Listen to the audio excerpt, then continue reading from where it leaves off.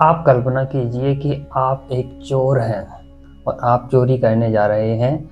और घर किसी का भी हो, देखो चाहे चोरों का हो या किसी और का भी हो, लेकिन वहाँ जो माता होती है ना, वह धार्मिक होती है। वह किसी भी धर्म का हो, इससे भी कोई ताल्लुकात नहीं है, किंतु स्त्रियों को धार्मिकता होना बहुत जरूरी है।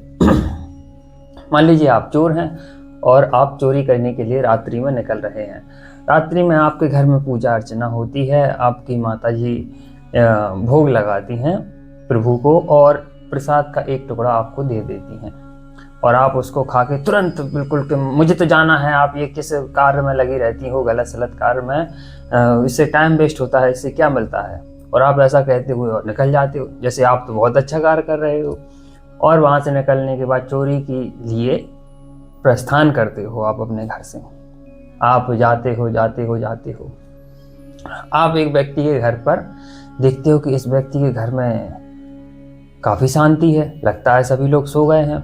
और आपको लगता है कि इस घर पे आज मुझे चोरी करनी चाहिए। वह तो आदतन गलत आदमी था और बस वह चोरी करने के इरादे से उस घर की ओर प्रवेश करने की जुगाड़ लगाने लगता है। अब जुगाड़ लगाने के बाद आप देखते हैं कि वहाँ जब भी कोई गलत काम करते हैं तो थोड़ी बहुत तो गड़बड़ हो जाती है, कहीं ना कहीं मन में एक खोट तो रहता है। और किसी त्रुटि बस वह फिसल जाता है और उस घर में प्रवेश करने के दौरान वह गिर जाता है। और गिरते ही वह धड़ाम से नीचे गिरता है और वह घायल हो जाता है। वहाँ ऊपर आवाज़ आती है कि लगता है कि कोई दुर्घटना घटी है। उसी घर के एक स्त्री और पुरुष भागते हुए नीचे आते हैं और देखते हैं कि एक बेचारा व्यक्ति पड़ा हुआ है। वह स्त्री अत्यंत व्याकुल हो जाती है। वह देखती है कि अरे यह तो घायल हो गया है, इसे खून निकल रहा है। वह तुरंत उसके प्राथमिक उपचार की व्यवस्था करती है। वह अपने घर से कपड़े लाती है, उसके सर पर बांधती है जिससे खून ना बहे, और उसको तुरंत अपने कार के माध्यम से अस्पताल तक पहुंचाती है। अब यही सही सब घटनाक्रम वह चोर, मान लीजिए आप नहीं थे, पर थोड़ी देर के लिए कल्पना कीजिए कि आप ही थे, क्योंकि मेरा तात्पर्य यहाँ पे है कि आप कोई गलत कार्य करते हैं तो वहां पे प्रभु आपको इंगित करते हैं कि बच्चा डट जा, अभी समय है, डट जा, मैं तेरे साथ हूँ। तो बस मैं वही आपको थोड़ा सा बताना चाह रहा हूँ। केवल मान लीजिए, क्योंकि जीवन हम सभी का मनुष्य को दिया है प्रभु ने, और मनुष्य हैं, गलतियां होंगी, पाप होना बिल्कुल होगा, वो तो ये समझ लीजिए आप, क्योंकि मनुष्य हैं हम ईश्वर तो हैं नहीं कि हम प्रत्येक कार्य को बहुत भली भांति समझे, किंतु हम सुधार कर सकते हैं, यह हमें प्रभु ने सिखाया है। तो वह ये सब घटनाक्रम देख रहा था।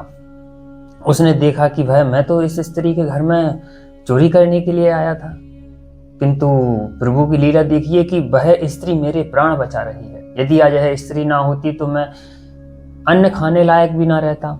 मेरे घर में जो मेरी माताजी हैं, पिताजी हैं, मेरे घर वाले हैं, वह बहुत ही परेशान हो रहे होते कि भाई हमारा तो पुत्र ही गुजर गया। तो उस स्त्री जिसका यह बुरा करने जा रहा था, उस स्त्री ने इसका भला कर दिया। आखिर यहाँ सबसे मुख्य चीज आई ना जो, वह थी उसकी प्रारंभ। वह भले ही गलत सोच लेके निकला था, किंतु उसके घर में एक व्यक्ति ऐसा था जो कि सत्कर्मों में लगा हुआ था। सत्कर्म से मेरा मतलब केवल पूजा अर्चना से यहाँ बिल्कुल नहीं है।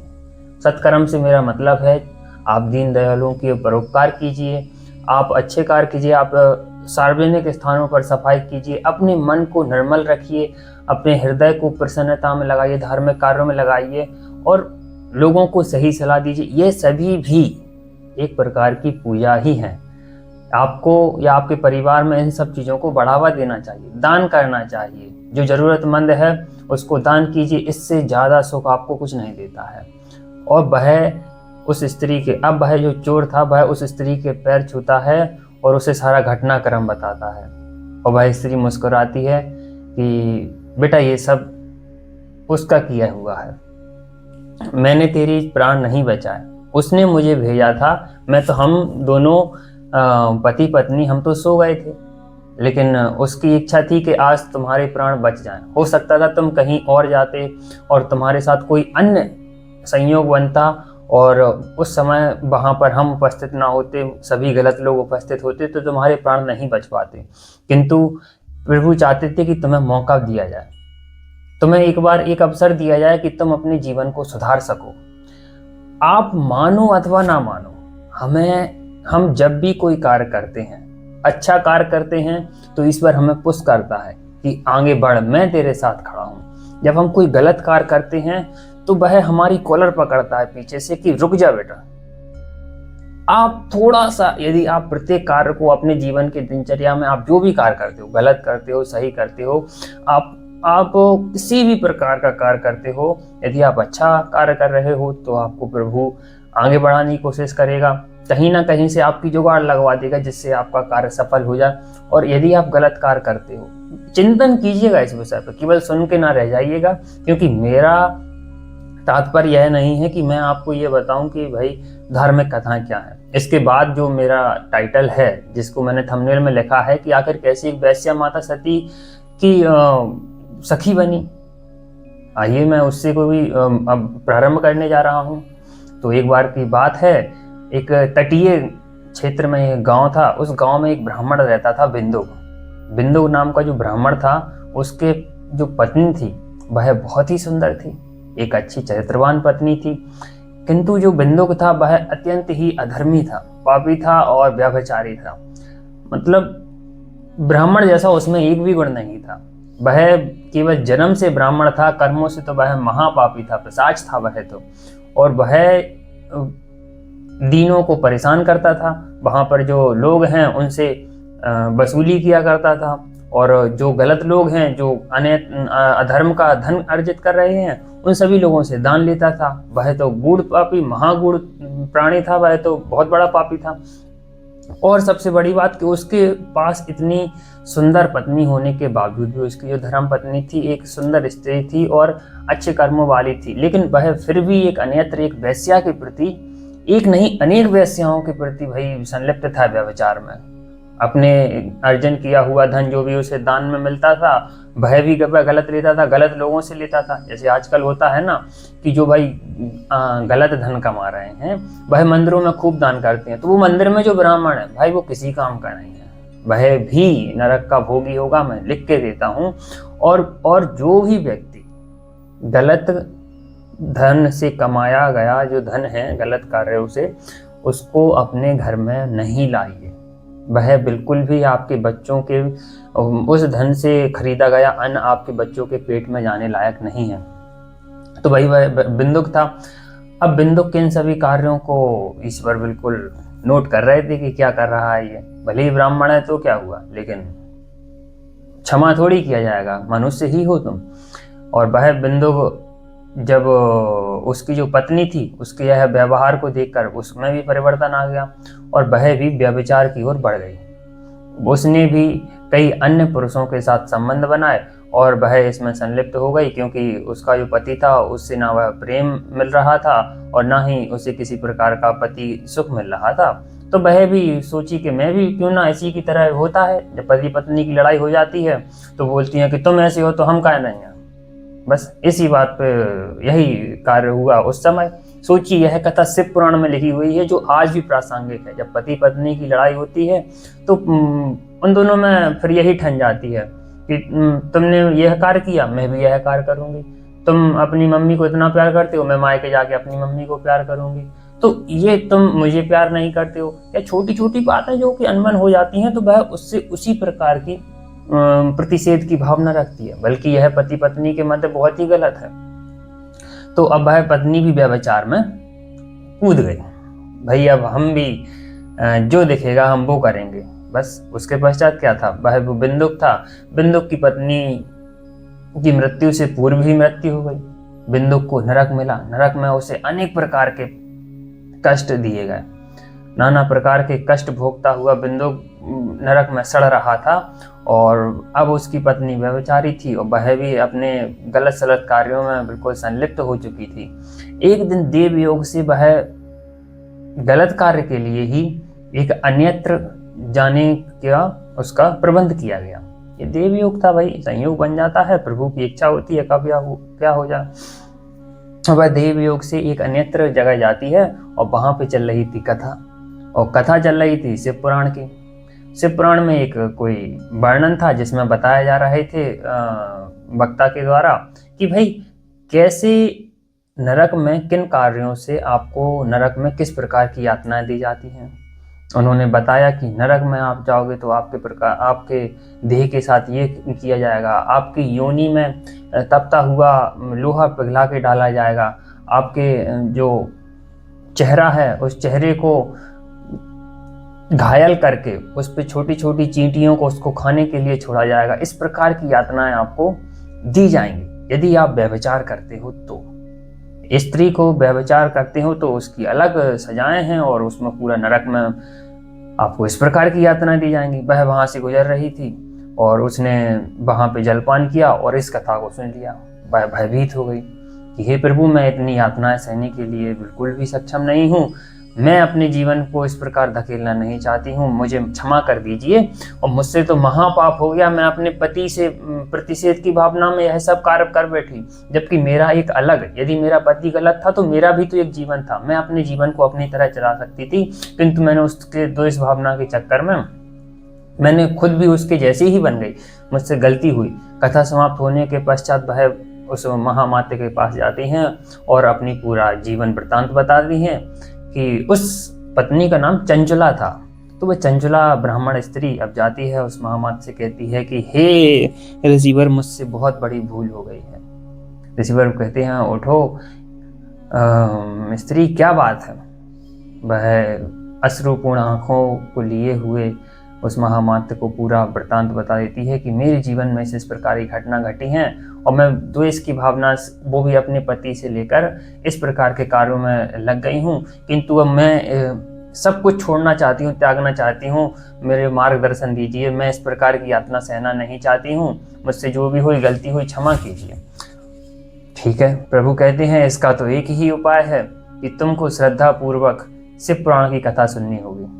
देखिए, मैं आपको यहाँ पे शिव पुराण की कथा सुनने के लिए प्रेरित नहीं कर रहा हूँ, मैं आपको नेक कार्यों के प्रति बढ़ावा देने के लिए प्रेरित कर रहा हूँ, क्योंकि जब शिव पुराण लिखा गया उस समय नेक कार्य करने की जो प्रेरणा आती थी वह ऐसे धार्मिक ग्रंथों को पढ़ने से आती थी। जो धार्मिक ग्रंथ पढ़ता था उसमें स्वतः ही अच्छे अच्छे कार्यों को करने की प्रवृत्ति आती थी, उसका मन निर्मल हो जाता था, जो भी गलत कार्य हैं उनसे वह छुटकारा पाने के सोचता था, जो लोभ की चीजें हैं उनसे वह वैराग्य लेता था और जो ज्ञान की चीजें हैं वह अपने जीवन में अपनाता था। यही जो प्राथमिक उद्देश्य था, यही जो जीवन में परिवर्तन होता था, इन्हीं धार्मिक ग्रंथों के कारण होता था। तो अब वर्तमान में इसकी क्या प्रासंगिकता है? मेरे ख्याल से, मैं आप पे थोप नहीं रहा हूं, मैं चाहता हूं कि आप अपनी भी बुद्धि चलाएं और अपने हिसाब से सोचें कि क्या सही है। मेरे हिसाब से आपको पराई खुशी में अपनी खुशी खोज लेनी चाहिए, पर प्रसन्नता से जो प्रसन्नता होती है यदि आप उसका कारण बनते हैं तो इससे बड़ा सुख आपको नहीं मिल सकता। आप दान कीजिए, मैं यह नहीं कह रहा हूं कि आप किसी जहाँ पे मंदिर पर जाइए और वहां पे दान कर दीजिए, बिल्कुल नहीं, आप जरूरतमंद को दान करके दीजिए। यह यदि एक कोई बालक पढ़ाई के लिए जाता है, एक बालक पढ़ाई के लिए जाती है, आप उसे पुस्तक, पेन, कॉपी, बैग दान कर सकते हैं। आपने यदि आपके घर के सामने से कोई बच्चे हैं, सरकारी स्कूल के बच्चे हैं और वह पॉलीथीन या वैसे कोई थैले में अपनी पुस्तकें टांग कर ले जाते हैं, तो आप वह उनका काम तब भी चल रहा है, किंतु यदि आप उन्हें एक बैग दान कर देंगे तो आपको प्रसन्नता मिलेगी। उसका कारण होगी उस बालक या बालिका के चेहरे की खुशी, उसके मन की खुशी आपकी प्रसन्नता कारण बनेगी, भले ही आपके 200-300 रुपए चले गए। तो यह मंदिर में दान करने से बहुत बड़ा दान है। आप जरूरतमंद को यदि आप दान करते हो तो यह बहुत बड़ा दान होता है। तो इसी प्रकार से वह कथा आगे बढ़ती है। वह कहती है कि ठीक है, मैं शिव पुराण सुनने के लिए तैयार हूँ और मैं बहुत ही अब आकुल हूँ कि मुझे जल्दी से जल्दी इस प्रकार का शिव पुराण का रसपान कराया जाए। वह जाती है महामाते के साथ और उन्हीं के साथ उनके आश्रम की ओर बढ़ती है। आश्रम में शिव पुराण की कथा को वो सुनाना प्रारंभ करते हैं और वह पूर्ण विद्वेश्वर संहिता से लेकर रुद्र संहिता,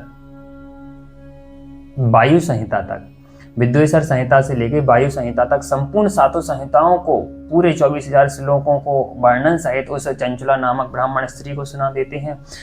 अब वह ब्राह्मण स्त्री का जो पूरा देह था वह निर्मल हो जाता है, उसका मन था शांत हो जाता है, उसके मन में जो इच्छाएं थी वह सब शांत हो जाती हैं। वह एक खुशहाल जीवन जीने लगती है और सेवा भाव से सेवा कार्यों में लगी रहती है। अन्यत्र लोगों की सेवा करती है, किसी को जल पिलाती है, किसी को अन्नदान करती है और उसी आश्रम में सेवा के भाव से रहने लगती है।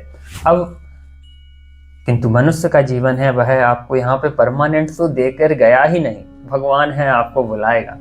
तो बस फिर क्या होता है, उस स्त्री का भी एक दिन आ जाता है और उस स्त्री को लेने के लिए आ जाते हैं।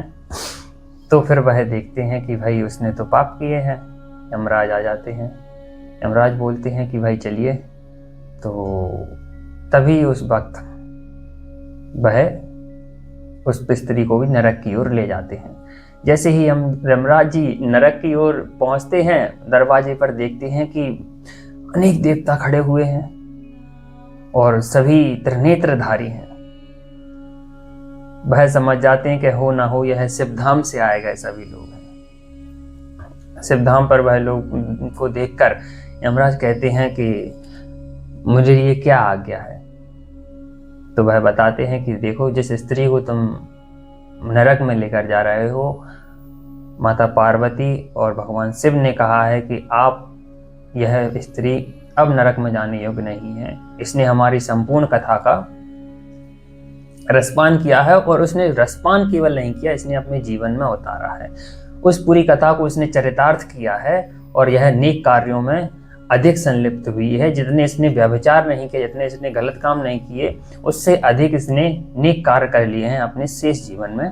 तो अब यह हमारे साथ जाएगी और एक बहुत ही अच्छे विमान में बिठाकर, और वह सभी देवता उस स्त्री को लेकर शिवधाम पहुंचते हैं।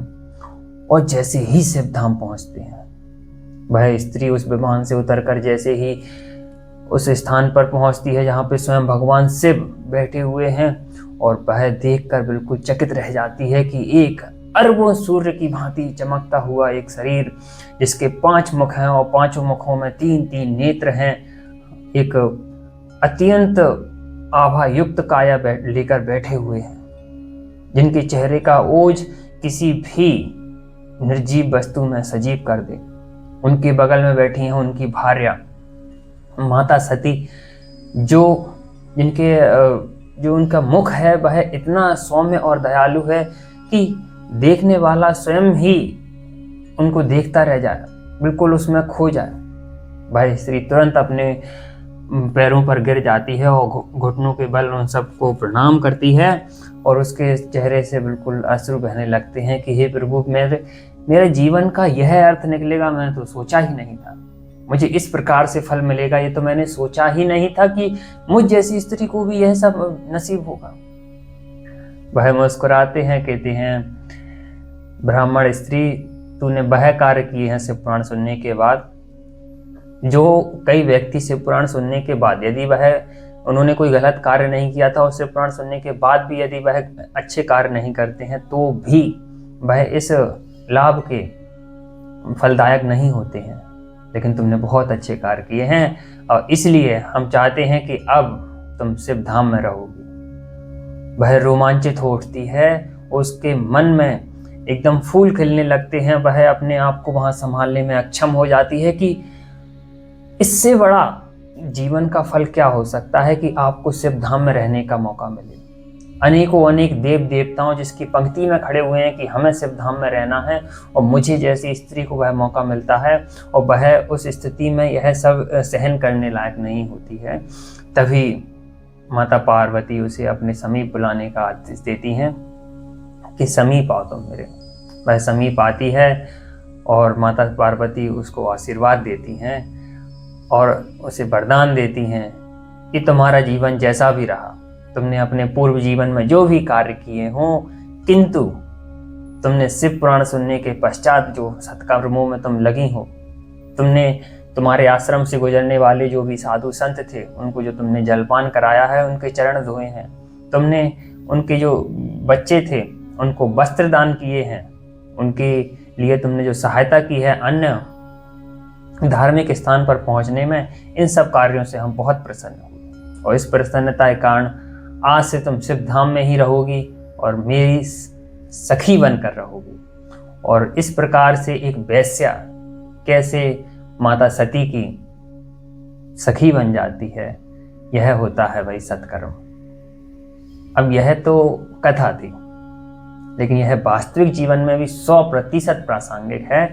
हम और आप अपना जीवन देख लीजिए, हम लोभ के चक्कर में फंसे हुए हैं, ये भी चाहिए वो भी चाहिए, मेरे पास इस प्रकार के वस्त्र नहीं है, मेरे पास इस प्रकार का चश्मा नहीं है, मेरे पास इस प्रकार का मोबाइल नहीं है, मैं अन्यत्र स्थान पर घूमने नहीं जा पाया, और मेरे पास इस प्रकार की मोटरसाइकिल नहीं है, मेरा ये घर है वह छोटा है, मेरे इस प्रकार के बाल नहीं है, मेरा इस प्रकार का चेहरा नहीं है।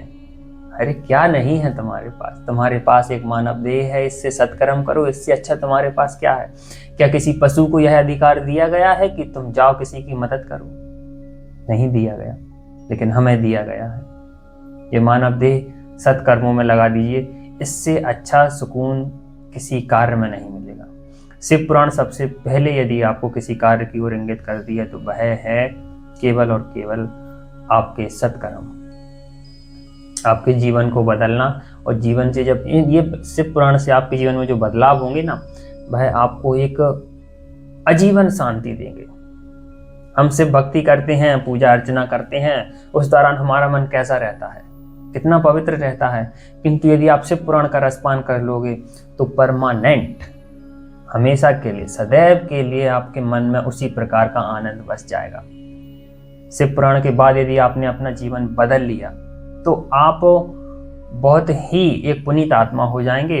और मैं यह बात नहीं कर रहा हूँ कि आपको शिव धाम में स्थान मिलेगा, आप नरक जाने से बचोगे, आप स्वर्ग जाने से बचोगे, लेकिन आपको वर्तमान धरती पर जो सुख मिलेगा वो आपने सोचा भी नहीं होगा। मैं करके देखिए, आप यह शुरुआत 10 रुपए से करके देखिए, और मैं तो कहता हूँ आजीवन 10 रुपए ही रखिए, नहीं बढ़ाइए, लेकिन कीजिए, आप किसी की सहायता कीजिए और जरूरतमंद को देखने का प्रयास करें। अपने मस्तिष्क को इतना सक्रिय रखें कि आपको समझ में आए कि यह जरूरतमंद है। आप यूं ही किसी बाबा को आपके द्वार पर आ जाता है और आपने सोचा कि भाई ठीक है हम इसको दान दे देते हैं तो हमारे लिए अच्छा कर्म हो गया। जरूरतमंद तक यदि दान नहीं पहुंचेगा तो वह भी गलत है। तो आप थोड़ा मस्तिष्क को सक्रिय रखें, एक उचित व्यक्ति को दान दें, चाहे वह केवल जलपान ही क्यों ना करा। मान लीजिए कि एक आप अपनी दुकान पर बैठे हुए हैं और आपकी दुकान पर एक प्यासा व्यक्ति आ जाता है, आप उसे ससम्मान अपने दुकान के अंदर प्रवेश कराते हैं और एक शीतल जल उसे देते हैं और शीतल जल से उसे मन को ठंडा कर देते हैं। तो आप सोचिए उसके चेहरे से जो आपके लिए आशीर्वाद आएगा वह बहुत ही पुण्य होगा और इससे आपको अवश्य रूप से निश्चित तौर पे आपको इससे सुकून मिलेगा। इस बात का मैं दावा करता हूँ आपसे। तो आपको अच्छे कार्यों में लगना है, चाहे वह किसी भी समान हो, आपको सामाजिक हो, आपको राजनीतिक हो, आपको आर्थिक हो। अपने मस्तिष्क को सक्रिय रखिए और अच्छे कार्यों में लगिए। यही शिव की आशा है और यही शिव पुराण का उद्देश्य है और यही इस मानव जीवन को लेने का अर्थ है। यदि आप सही से सो नहीं पा रहे हैं, अन्यत्र परेशान हैं, तो अपने कर्मों को पवित्र कीजिए। और मैं बस इतना ही कहना चाहता हूँ। आज की कथा यहीं समाप्त हुई। प्रतिदिन आपको मैं शिव पुराण की कथाओं की प्रासंगिकता वर्तमान समय में बताऊंगा। मैं चाहता तो और ही बता सकता था, किंतु वीडियो बड़ी हो रही है। आप केवल कथा को सुनिए और उसको जीवन में उतारिए। किसी प्रकार का लोभ ना रखिए। और मैं कोई भी वीडियो एडिट नहीं करूंगा, कुछ नहीं करूंगा और ना काटा पीटी करूंगा। मैं आपको सिंपल आज के समय के हिसाब से आपके लिए धर्म से जोड़ने का प्रयास कर रहा हूं। तो बस मेरा भी उद्देश्य यही है कि आप में कर्मों में परिवर्तन आए। और मैं गारंटी देता हूं यदि आप अच्छे कर्म करेंगे तो आप जो भी लक्ष्य सोचकर चले हैं अपने जीवन में, उससे 1000 गुना ज़्यादा देने का प्रभु आपके लिए प्लान कर रखे हैं। बस आप अपने मन को निर्मल रखिए। मैं कोई एडिट मेडिट नहीं कर रहा हूँ, जो है मैं सीधा अपने लिए इसलिए उतार रहा हूँ क्योंकि मैं एक शिव भक्त हूँ। मैं अपने आप को दिखावे की ओर अग्रेसित नहीं करना चाहता हूँ कि मैं जैसे शिव की बात चल रही है तो यहाँ पे एक छवि शिव की लगा दी, यहाँ पर मैंने कोई और छवि लगा दी। हिमालय पर्वत पर जैसे ही भाई चंचला देवी गई थी तो मैंने उनकी हिमालय पर्वत की, कैलाश पर्वत की मैंने छवि लगा दी। लेकिन मैं ऐसा कुछ नहीं करूँगा। आप स्वयं कल्पना कीजिए। मैं चाहता हूँ कि जो भी कार्य हैं वह सब आप खुद कल्पना करें और खुद अपने मन से करें, आपके हाथों से हों वह सभी कार्य। ओम नमः शिवाय। हर हर महादेव।